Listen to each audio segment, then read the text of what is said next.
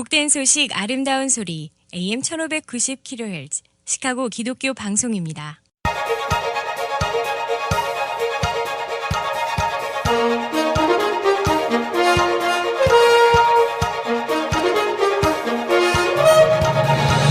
김정일 해설위원의 시사 해설. 세상을 넓게 봅니다. 삶의 지평이 넓어집니다.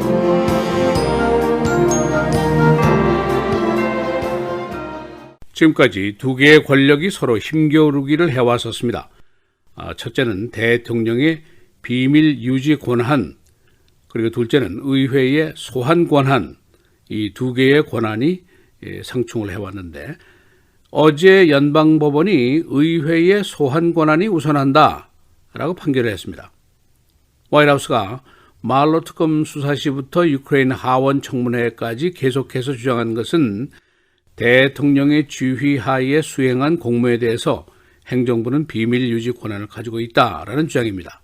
Executive Privilege, 대통령의 특권에 해당하는 권리인데, 원활하고 그리고 솔직한 행정부 수반과 수석 보좌관들과의 의사소통, 또 진언을 위해서 이들의 대화 내용은 공개되지 않는 것이 좋다라는 특권입니다. 그러나 의회 측에서는 의회가 국민들이 선출한 대표인 만큼 의혹이 있을 경우에 여기에 관계자를 질문할 수 있는 권한을 갖는다, 즉 소환권을 가져야 한다 하는 주장입니다. 이 법적 논쟁에 대해서 어제 DC의 연방법원 판사가 의회 소환권 우선, 즉 행정부의 관리가 의회에 출두해서 조사에 응하라 하는 판결입니다. 이 판사는 이런 판결의 근거로 첫째, 미국 대통령은 역사적으로 킹이 아니었었다 하는 점과 또 관리들이 선서를 한 것은 헌법 수호에 대한 선서이지 대통령, 즉 그의 보스에 대한 선서가 아니다라는 점을 지적을 했습니다. 그래서 오늘은 어제 있었던 연방법원의 판결 내용, 또 이 판결이 트럼프 탄핵에 미치는 영향 등에 대해서 설명을 드리겠습니다.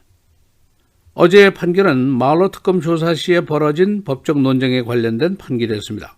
의회는 특검에 대한 트럼프 대통령의 사법 방해 의심을 품고 당시 화이트하우스의 변호사였던 단 맥간의 소환을 지시했었습니다. 그러나 화이트하우스는 행정부의 비밀 유지 권한을 앞세우면서 맥간의 소환 불응을 지시했었습니다. 그러나 하원이 행정부의 의회에 대한 모욕을 이유로 제소를 했었는데 그 판결이 어제 나게 된 것입니다.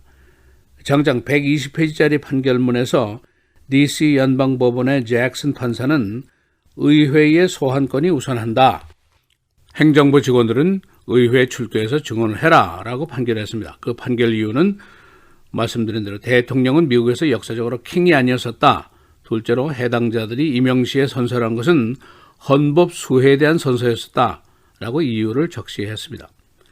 이 판결에 큰 관심을 끄는 이유가 있었는데, 화이트하우스가 바로 트럼프 탄핵 청문회 시에 같은 논리로 주요 증인들의 증언을 막았기 때문입니다. 존 볼턴 안보보장관이라든가 마이크 머베니 비서실장이라든가 이런 사람들이 여기에 해당이 됩니다. 물론 법무부는 판결이 있은 직후에 항소를 발표했습니다. 모두가 기대를 했던 일입니다. 그러나 법률적으로는 당장 이 판결의 효과가 나타나지 않지만은 정치적으로는 의회의 주장이 법원에 의해서 정당성을 인정받았다라는 그럴듯한 효과를 볼 수가 있습니다. 하원 민주당은 이런 화이트하우스의 의중을 미리 알고 하원 탄핵안 표결을 더 이상 증언 또는 증인에 관계없이 추진한다 하는 목표를 일찌감치 세웠었습니다. 한마디로 하원 정보위원회는 지난번 공개 청문회 증언으로 충분한 증거를 확보했고 또 탄핵안 기한에 지장이 없고 고로 12월에 하원 표결을 당초 계획대로 밀어붙인다 하는 생각입니다. 어차피 이 탄핵안의 상원을 통과하기는 힘든 일이고 또 어차피 선거를 앞둔 민심용이라고 한다면은 어제 연방법원의 의회 소환권 우선은 그렇게 나쁜 판결이 아닙니다. 의회가 지금 유크레인 사건으로 인한 탄핵과 사법방해죄를 동시에 추진하고 있기 때문입니다. 트럼프의 의회 증언 불가 조치를 사법방해로 간주를 하고 있기 때문입니다. 여하튼 하원 민주당은 지금 법정 논쟁의 시간을 끌지 않고 예정대로 정보위원회에서 땡스기빙 직후에 보고서를 사법위원회로 넘기고 사법위원회는 탄핵안을 정식으로 기한을 하고 그리고 전체 회의에 표결에 붙인다 하는 일정을 고수하고 있습니다. 한편 상원은 내년 초 1월에 트라이얼에 들어가서 신속하게 표결을 하고 이 탄핵안을 마무리한다. 그래서 정치적인 분란의 소음을 빠르게 진화하겠다는 계획을 세우고 있습니다. 어제 DC 법원이 의회의 손을 들어주는 판결을 하면서 트럼프가 킹이 아니다 라는 감성적인 판결문까지 썼지만은 이 판결 직후에 다른 법원이 트럼프의 손을 들어주는 판결을 또 내놓았습니다. 트럼프의 세금 보고서 공개 요구를 일시 중단시킨다는 판결이었습니다. 그래서 민주당이 요구했던 트럼프의 세금 보고서 공개는 일정 기간 동안 무위로 돌아가게 됩니다. 트럼프 대통령은 세금 보고 공개 요구의 의회의 진의가 자신을 정치적으로 타격을 주기 위한 음모다라고 주장을 했고, 그러나 의회는 세금 보고의 윤리 조항을 개정하기 위해서 그의 세금 보고 참고가 꼭 필요하다라고 주장을 하고 있습니다. 대법원이 개입한 만큼 이 논쟁은 현재로는 말끔하게 끝난 것이 아니지만은 1년을 넘어갈 공산이 큽니다. 다음 심리 재판 일정을 잡는 데만 몇 달이 걸릴 수도 있고, 그래서 판결은 내년 6월까지는 나지를 않게 됩니다. 그리고 대법원은 전통적으로 6월에 휴회에 들어가게 됩니다. 그래서 하원 민주당이 세금 보고서 제출 요구를 한 것이 금년도 4월이니까 내년 후반기에나 판결이 나오게 된다면 1년이 넘게 걸린다는 계산이 가능합니다. 그리고 또 발표가 되어봐야 이미 선거가 끝날 가능성도 없지 않아 있습니다. 그래서 하원 민주당 대 트럼프의 법정 송사는 현재 1승 1패를 기록하고 있습니다. 그런데 이제 남은 게 또 하나 있습니다. 루디 줄리아니입니다. 연방 검찰이 줄리아니의 측근에 대한 조사를 이미 시작을 했습니다. 그 수사 범위가 매우 넓은데 사법 방해로부터 시작해서 선거법 위반, 돈 세탁, 음모 등등 대부분 형사법 위반에 대한 수사입니다. 루디 줄리아니는 이미 청문회에서 나타났듯이 일개 트럼프의 개인 변호사이면서도 미국의 외교 또 정치적인 공작을 지휘했다는 의심을 받고 있습니다. 그는 이미 자신의 변호사를 선임을 했고 법적인 방어를 준비를 하고 있습니다. 시사해설 김재일입니다.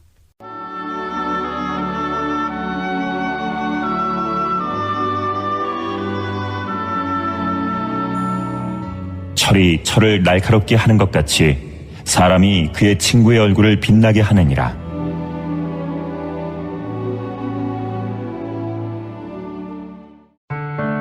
미디어를 통한 세계 선교를 꿈꾸는 KCBS. 이제는 라디오가 없어도 KCBS 시카고 기독교 방송을 실시간으로 청취할 수 있습니다. KCBS 시카고 기독교 방송에서는 쉽고 간편한 라디오 청취 서비스를 제공합니다.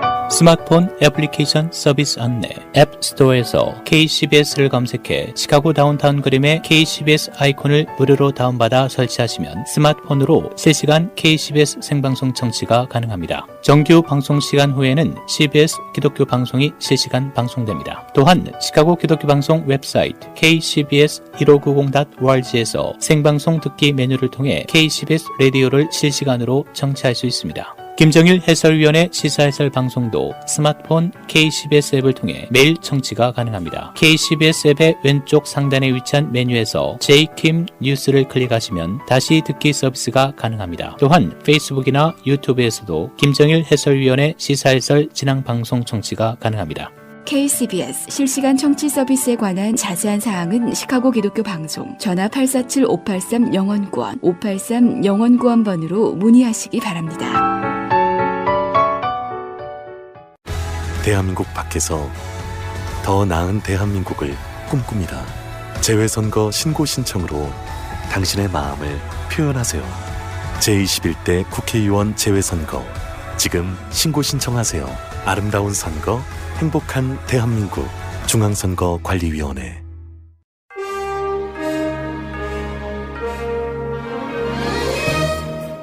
(11월 26일) 화요일 KCBS 헤드라인 오늘의 주요 뉴스입니다.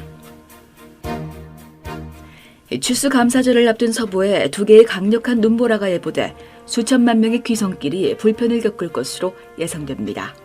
언론에 따르면 어제 저녁부터 와이오밍주 남부에서 콜로라도 중부까지 시간당 최대 28마일 풍속의 눈폭풍이 예보됐습니다. 예상 강설량은 12인치 이상입니다. 기상청은 해당 눈폭풍이 동부로 이동해 오늘 6에서 12인치의 눈을 쏟아내며 중부 네브라스카, 캔자스, 미네소타주 남부를 관통해 내일 북동부 5대호로 이동할 것으로 전망했습니다. 더 강력한 두 번째 눈폭풍은 오늘 밤부터 북서부 오리건 남서부와 캘리포니아 북서부를 강타합니다. 올 추수감사절에 5,500만 명 정도가 항공기나 자동차로 귀성길에 오를 것으로 예상되는 가운데 항공사와 공항은 여행객들에게 항공편 일정 재확인과 여행 일정 조정을 권고했습니다. 연방법원은 어제 던 메겐 전 백악관 법률고문에게 트럼프 대통령 탄핵 조사를 진행 중인 하원에 출석해 증언해야 한다고 판결했습니다. 메겐은 이른바 러시아 스캔들 핵심 증인으로 로버트 뮬러 전 특검에게 트럼프 대통령이 어떻게 조사를 위축시키려 했는지 증언한 것으로 알려져 있습니다. 이와 관련해 하원은 지난 5월 뮬러 특검 조사 핵심 증인이었던 메겐에게 의회에 출석해 증언하라고 소환장을 발부한 바 있습니다. 하지만 백악관은 증언 면책 특권을 주장하면서 메겐에게 하원의 소환 명령을 거부하도록 지시했습니다.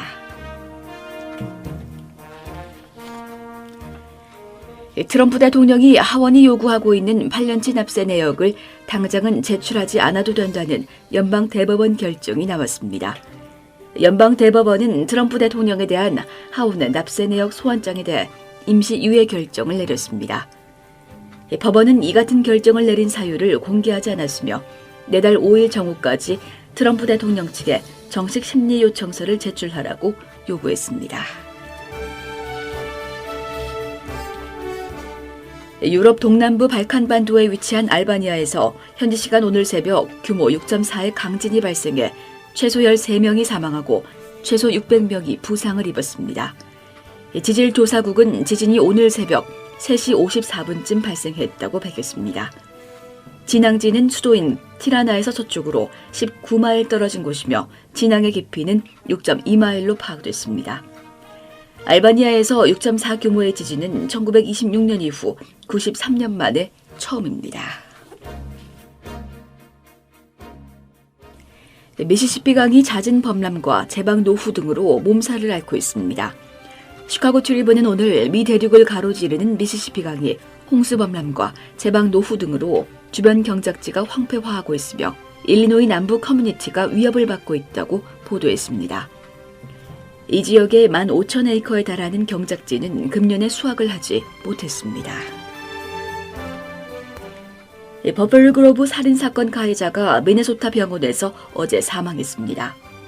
그가 경찰과 대치 중에 자해한 총상 때문이었습니다. 64세인 아누럴리 얼막은 버플 그로브에서 전처와 그녀의 남편을 살해한 후 미네소타로 도주했는데 여기서 경찰과 대치 중 차에 총격을 가해 중상을 입고 병원에 입원해 있었습니다. 연인을 살해한 샴버거의 안과 의사가 여죄를 추궁받고 있습니다. 안과 의사인 55세 안토니 프레이트는 최근 48살 난 연인을 칼로 찔러 살해한 후 보석이 금지된 채로 구속됐습니다.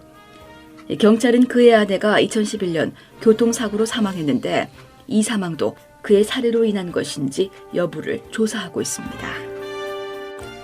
날씨입니다. 오늘은 오전에 대체로 맑은 날씨 보이다 오후부터 차차 흐려지면서 비가 내리기 시작하겠고 비 소식은 내일까지 이어지겠습니다. 오늘 낮 최고 47도, 밤 최저 44도. 내일은 흐린 가운데 새벽이나 이른 아침까지 비가 내리겠고 바람이 강하게 불겠습니다. 내일 낮 최고 48도, 밤 최저 31도. 땡스기빙 데이인 목요일에는 흐린 날씨 예상됩니다. 낮 최고 39도, 밤 최저 36도. 금요일 흐리고 밤부터 비가 내리겠습니다. 낮 최고 41도, 밤 최저 37도입니다.